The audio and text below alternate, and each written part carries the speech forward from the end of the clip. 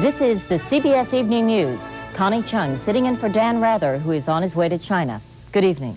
150 American Marines are in Panama tonight, the first of almost 1,900 troops sent by President Bush to bolster U.S. forces there as the post-election crisis continues. Hundreds of military families today left their homes in Panama, moving to safety at U.S. bases. And CBS News has learned that at least 150 Panamanians, some injured, also have taken refuge at the bases. Juan Vasquez in Panama City begins our coverage. A leading member of Noriega's party claimed the U.S. is trying to strangle Panama. Another said President Bush had practically declared war and called for Latin American solidarity with Panama.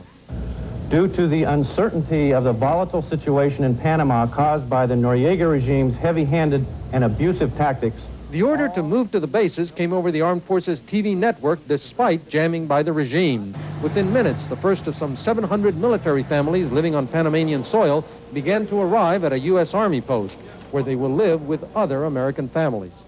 Is that the jungle, Daddy? Yes, my love, that is a jungle out there. What will happen if I go in? Servicemen living off post, like Specialist Bob Blocker, just grabbed the essentials before leaving. U.S. soldiers have been warned not to wear their uniforms in the city. It looks like Noriega likes to get us when we're off by ourselves, off duty, rather than to challenge the United States direct. Meanwhile, workers began removing signs of the recent campaign. Noriega's opponents insist they won the election and will defy the nullification ordered by the government's electoral tribunal.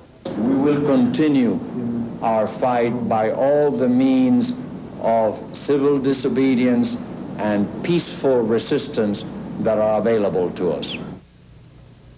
Juan Vasquez in Panama City.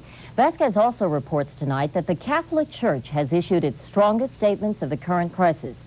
The church called on Noriega to rescind his nullification of last Sunday's election results, and it called on Noriega's soldiers not to use their weapons against opposition protesters. At military bases here at home, American soldiers and Marines are relying on their training to prepare for the real thing. More from Pentagon correspondent David Martin. The Marines had worked through the night getting their equipment ready for the 5-hour flight to Panama. You guys do well down there. Take care of yourselves. It's an important job we got. At Fort Polk, Louisiana, soldiers went through the same routine. It's something they've done many times before, only this time it's different. We load out vehicles, we pack our equipment, we draw weapons, we do all the same kinds of things. Except this time we're going to take a left turn and go to Panama instead of California. 17 hours after the president had issued the order, the first plane took off for Panama. The 2,000 troops involved represent only a tiny fraction of this country's combat forces, but still it will take 70 plane loads and one cargo ship to move all the men and machinery. They should all be there by early Sunday morning, except for those that are going to go by sea. They are taking armored vehicles which will be used to patrol the perimeters of the 10 U.S. bases in Panama. We'll just do what we need to do. You know, if that's protect American lives in whatever way that is, we'll do that. While the troops were heading south, the first American families to be evacuated from Panama arrived back in the United States. Connie, the troops have been told to plan on staying in Panama for up to 6 months. And Pentagon officials say that if reinforcements are needed after that, they will simply send in fresh units. David, will keeping extra troops in Panama put a strain on the Pentagon? Well, 2,000 extra troops in Panama doesn't put much of a strain on the system. But remember, there are a lot of other units that are being kept on alert to go to Panama on short notice in case the violence gets worse. For instance, the Navy has been told that it has to keep a carrier battle group within just a few days steaming time of Panama, and the Marines have been told to keep an amphibious task force on alert. Now, putting forces like that on a very short string to Panama will probably cause some sort of disruption in operations in other parts of the world. All right. Thank you. David Martin at the Pentagon. A new CBS News New York Times poll out tonight shows most Americans approve of President Bush's handling of Panama. The poll was conducted over the last 3 days. Of those questioned yesterday, more than half thought Mr. Bush was right to send more combat troops. Overall, Panama was picked as the foreign policy issue Mr. Bush should tackle first. U.S.-Soviet relations were a distant second. The poll also shows that Americans still basically don't like the treaties which grant control of the canal to Panama in the year 2000. But by a margin of 2 to 1, they think the U.S. should continue to abide by those treaties. Panama and the United States traded charges today during a meeting of the Organization of American States. The OAS backed the U.S. in principle, but some members warned there are limits. Mark Phillips reports. The behind-the-scenes diplomatic effort to put pressure on Manuel Noriega went public today at a special meeting of the Organization of American States in Washington. It provided the first official Panamanian reaction to the U.S. moves and some rancorous exchanges. Panama has been denouncing for nearly 2 years now the constant interference of the government of the United States in our internal affairs. The Noriega regime first tried to steal this election through massive fraud and intimidation, and now has nullified the election and resorted to violence and bloodshed. The post-election violence in Panama City became an argument on its own, the U.S. claiming it was a deliberate attack on the opposition, Noriega's man claiming the incident was blown out of proportion by American news coverage. The North American Indian, at the beginning of the loss of his territory, had a phrase, "White man speaks with forked tongue." The Panamanians have tried to invoke the so-called gringo factor in seeking the support of their neighbors, but the OAS sided with the U.S. today and voted to hold a special meeting of foreign ministers here next week to discuss Panama. Only Nicaragua supported the Noriega regime. The State Department today listed 11 countries in Latin America and Europe which have criticized Noriega. Foreign reaction continues to strongly condemn developments in Panama. But the days when the U.S. could simply will Latin American leaders out of office through diplomatic pressure are long gone. And in supporting the American position today, several of the OAS countries tempered that support with the warning that they would not look kindly on direct U.S. military intervention. Mark Phillips, CBS News, Washington. President Bush proposed today the U.S. and Soviet Union open their skies to each other for surveillance. It was just one proposal in a major foreign policy speech. Wyatt Andrews reports. President Bush used a commencement address at Texas A&M to unveil his long-awaited new policy toward the Soviet Union, a policy White House aides called the president's vision into the next century. The United States now has as its goal much more than simply containing Soviet expansionism. We seek the integration of the Soviet Union into the community of nations. The new U.S. policy boils down to a series of tests Mr. Bush wants the Soviet Union to meet as proof it is no longer a belligerent nation. Reduce Soviet military forces, the president said. Continue progress toward human rights. End Soviet aid to nations like Nicaragua and Libya, and release the Soviet grip on Eastern Europe. One day it should be possible to drive from Moscow to Munich without seeing a single guard tower or a strand of barbed wire. In short, tear down the Iron Curtain.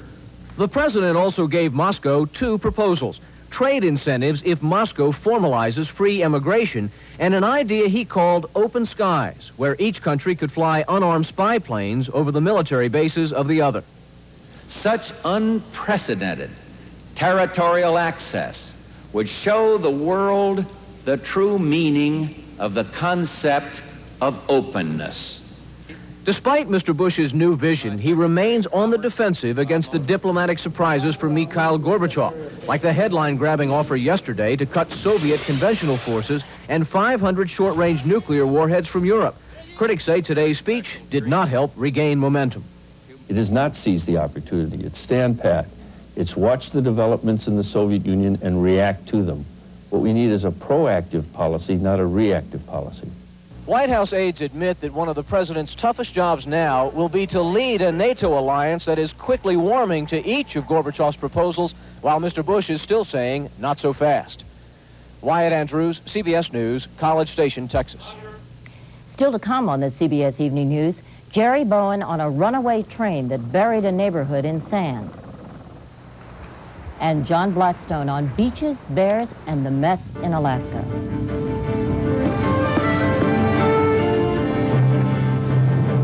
Department reported today another relatively small increase in wholesale prices, up only 0.4% in April, the same as in March.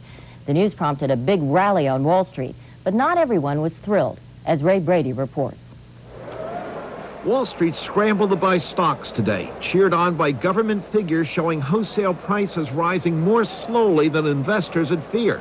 The Dow Jones Industrial Average shot up more than 56 points in heavy trading. Still, opinions are divided on today's figures. Inflation is not galloping ahead.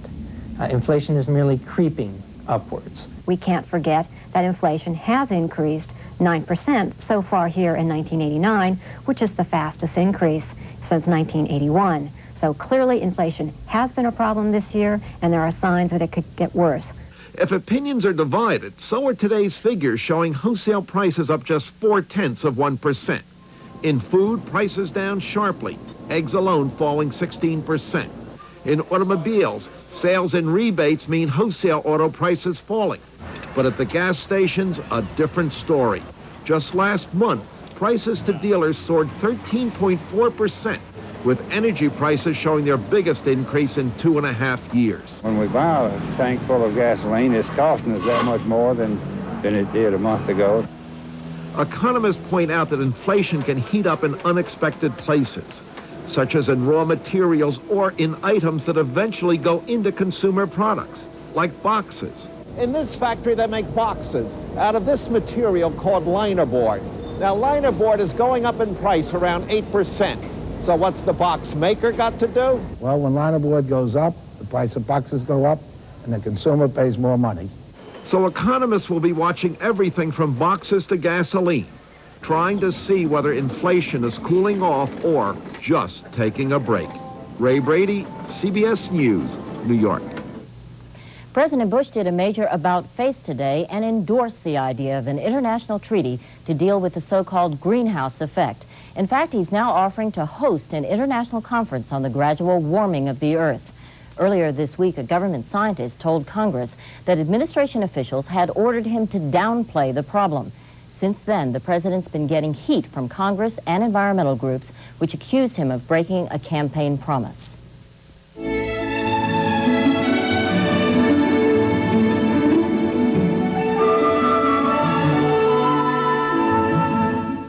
More Americans than ever before believe President Bush is hiding something about his part in the Iran-Contra affair.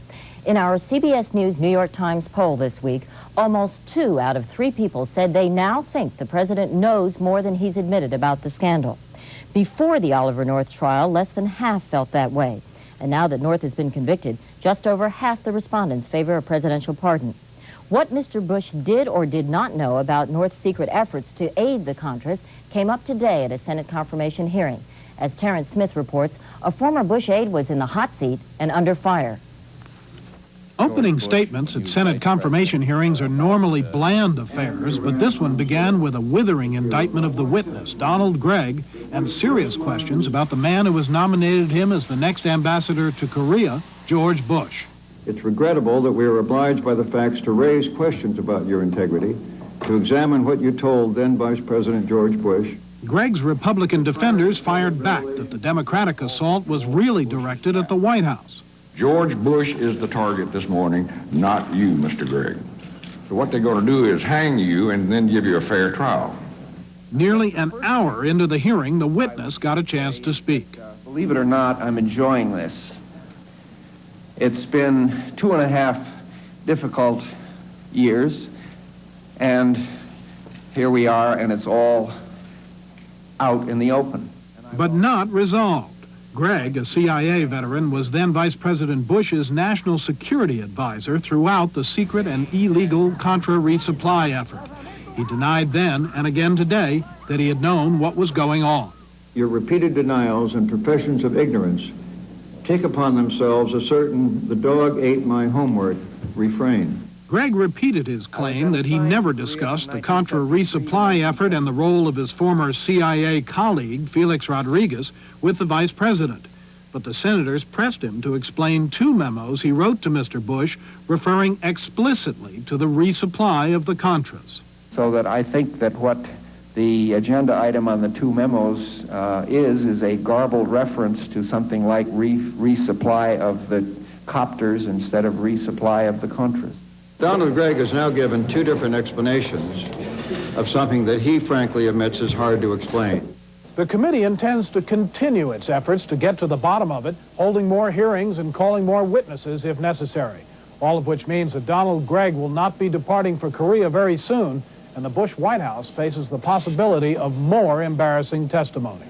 Terrence Smith, CBS News, Washington. In Geneva, a setback today for the Palestine Liberation Organization. The World Health Organization voted by secret ballot to defer for a year the PLO's application for membership as an independent state. The U.S. had threatened to halt all payments to the agency if the PLO had been allowed to join.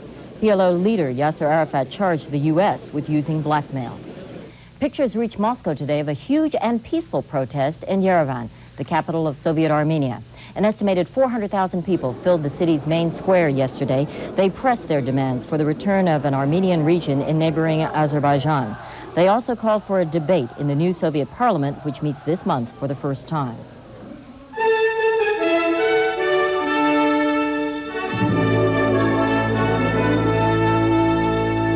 Major train derailment today in San Bernardino, California. At least 3 people were killed and 10 injured. The problem, as Jerry Bowen tells us, is that the train was going too fast.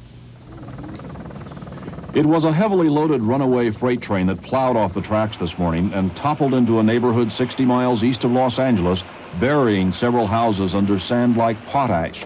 According to a Southern Pacific spokesman, the Long Beach-bound train was traveling faster than 90 miles an hour, and the 5-man crew knew it was in trouble. The engineer had been calling ahead with a Mayday distress signal. Whether it was going too fast because of mechanical problems or because of human error or sabotage, we have no idea. The dead included 2 children from a house next to the tracks and the train conductor who was trapped in one of the 6 engines. The engineer and 2 other crewmen survived. A half-dozen people remain unaccounted for, including 1 other train crewman. All evidence indicates the crew struggled to slow the train. Witnesses saw sparks flying just before the crash. It was going pretty fast to me, not like a normal train, and all the cars bashed up together like some kind of sandwich, and I heard a boom when they fell over. Boom, for about a 3 or 4 minute noise. It wouldn't stop. First, I thought it was an earthquake. The whole house just felt like it was coming off. Southern Pacific officials say the surviving crew members submitted to alcohol and drug tests, the results not revealed, and that the train carried 3 so-called event recorders, similar to black boxes on airplanes. Those have yet to be found. Jerry Bowen, CBS News, Los Angeles. A former computer programmer was convicted today of killing 16 young men in Southern California over a 12-year period. 44-year-old Randy Kraft also is suspected of killing 21 other young men in California, Oregon, and Michigan. Kraft has been in custody since 1983.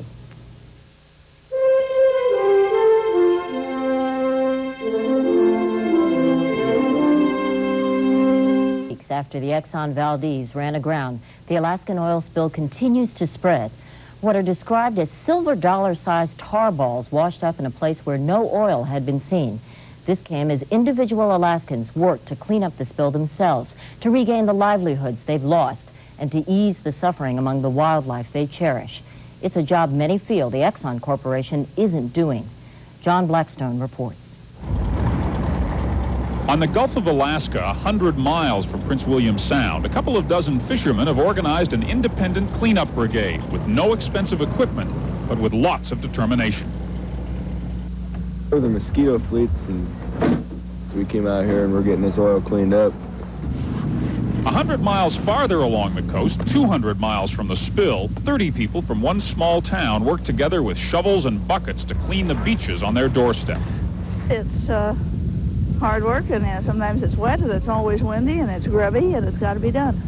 300 miles from where the Exxon Valdez ran aground, a grizzly bear with oil-stained paws searches for clams. I've seen park rangers cry from what they've been looking at out there. Among the things they've been looking at, bald eagles soaked in oil, unable to fly. Dealing with the oil has become an epic struggle of Alaskan life. Individuals determined to do what they believe a corporate giant is not doing. They've taken our livelihood, and by God, if they can't do it, we'll go do it ourselves. When the village of Soldovia, population 400, couldn't get enough oil booms to protect its salmon streams, the villagers began making their own. We're actually fishing that oil out of the water. And it's just the common sense of fishing, really. In 2 days this week, Seldovia's shovel and bucket brigade cleaned 10,000 gallons of oil and sand off a single small beach on the Gulf of Alaska. We just keep cleaning it and keep cleaning it. Next tide will bring it right back. Just a reiteration of the day before. The barge loads from the beach are delivered to one of Exxon's super suckers. This is one of the few machines that's proven as effective as manual labor, but the boat is almost filled to capacity. The workers say they are often delayed because Exxon can't carry the oil away as fast as they can pick it up. They say 11 million gallons, but this far away from the Exxon Valdez and this amount of oil here, I don't buy it. I think it's a lot more than that. From the air, this beach may appear clean, but as the tide recedes, thick smears of oil appear. This beach is 300 miles from Prince William Sound. It's part of a national treasure, Katmai National Park. Katmai probably encapsulizes what is Alaska. Superintendent Ray Bain watches over the 4 million acre national park. 90% of its beaches are fouled with oil, and much of the park's life depends on the beaches. It's having a direct and drastic effect on our wildlife. We've lost, we know, thousands of seabirds. If that bear is consuming, and obviously he is and will continue to do so, oil, we need to find out what's going to happen to him. In a land that often challenges the ability to survive, Alaska's determined survivors, animal and man alike, are hard at work. But in this challenge, only humans know of the peril. John Blackstone, CBS News, Katmai, Alaska. And that's the CBS Evening News. Bob Schieffer will be here tomorrow, and I'll see you Sunday. This weekend and all next week, Dan Rather in China will lead our extensive coverage of the new face of communism. I'm Connie Chung in New York. Thank you for joining us, and for all of us at CBS News, good night.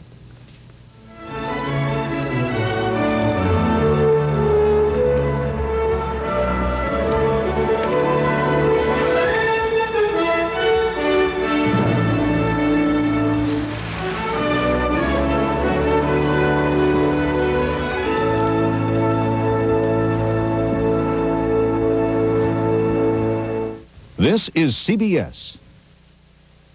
Health and fitness can be a struggle.